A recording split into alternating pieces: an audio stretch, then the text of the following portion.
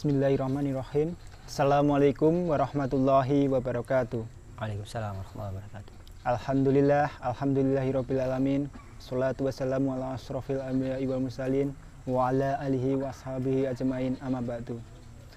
Alhamdulillah, pemirsa At-Takhir Channel yang dirahmati Allah. Kali ini kita berjumpa lagi dalam acara Ngaji Santai. Kali ini kita ditemani dengan Ustadz Irianto. Ustadz, Assalamualaikum warahmatullahi wabarakatuh. Waalaikumsalam warahmatullahi wabarakatuh. Gimana kabarnya hari ini, Ustadz? Alhamdulillah baik, Mas Adis. Alhamdulillah. Okay.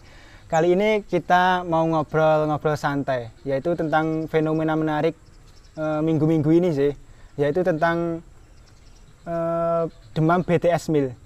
Yaitu banyak sekali anak muda yang memesan menu dari McDonald yang mengeluarkan BTS meal itu.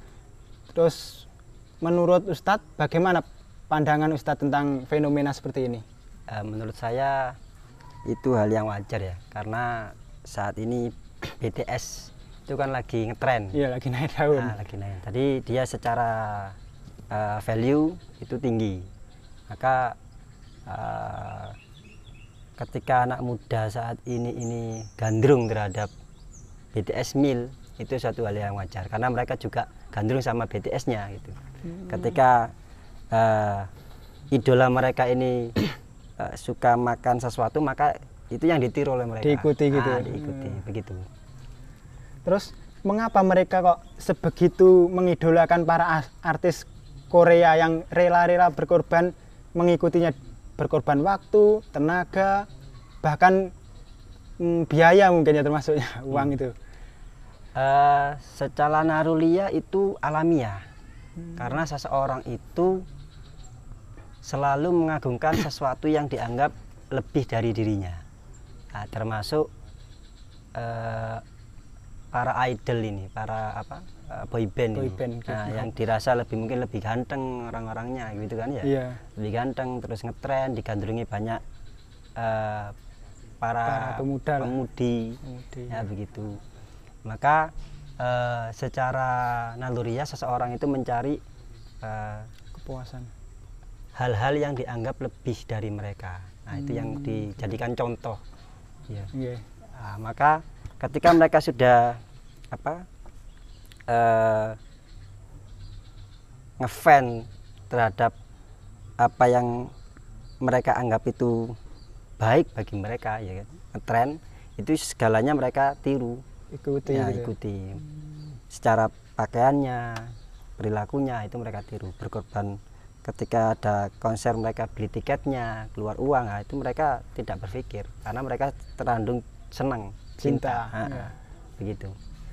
Terus kalau kita bicara lebih mendasar ini lagi, bagaimana fenomena tersebut ditinjau dari sisi ideologisnya, Ustadz? Ini menarik ya, karena kalau kita melihat dunia saat ini kan kapitalistik, secara ideologi kan kapitalis. Iya. Dengan adanya BTS ini, ya, yang digandrungi oleh banyak orang, itu kan nilai jual tersendiri. Nah, maka apapun yang terkait dengan BTS itu pasti disukai sama fan-nya. Kaos terutama. Kalau dalam hal ini kan Fashion. Ya, food, fun, fashion. Kalau ini kan food, makanan kan. Iya, BTS Mila ini makanan yang dimakan idola mereka, ya pasti mereka juga pengen kan, karena mereka pengen seperti idolanya. Nah, bagi para kapitalis, ini peluang. Bagi McDonald ini peluang. Ya, peluang kan. Ketika mereka buat sebuah produk, kemudian dikemas dengan ada gambar BTS, ini pasti daya jual. Nah, intinya kembali lagi dalam dunia kapitalistik itu semua diukur dari materi, dari uang, begitu. Iya. Terus bagaimana seharusnya anak muda Muslim bersikap ketika terjadi begini, pengaruh buruk dari gencaran idolanya dan gaya hidup yang tidak sesuai dengan Islam ini? Tadi kan saya katakan ketika para pemuda saat ini mengidolakan BTS dan band-band lain, kayak boyband lain, itu kan satu hal yang wajar. Ya. Wajar itu bukan berarti sesuatu yang benar. Maka dalam hal ini seseorang itu ketika dia mencontoh orang lain, ya, itu kan harus mengarahkan pada sesuatu yang benar. dalam kehidupan ini, ya kan? Iya benar. Nah, kalau kita sebagai seorang muslim memahami bahwa kehidupan kita ini adalah skenario dari Allah, kita diciptakan oleh Allah, kemudian maka kita harus mencontoh sesuatu yang mengarahkan kepada Allah, apa yang Allah inginkan kepada kita.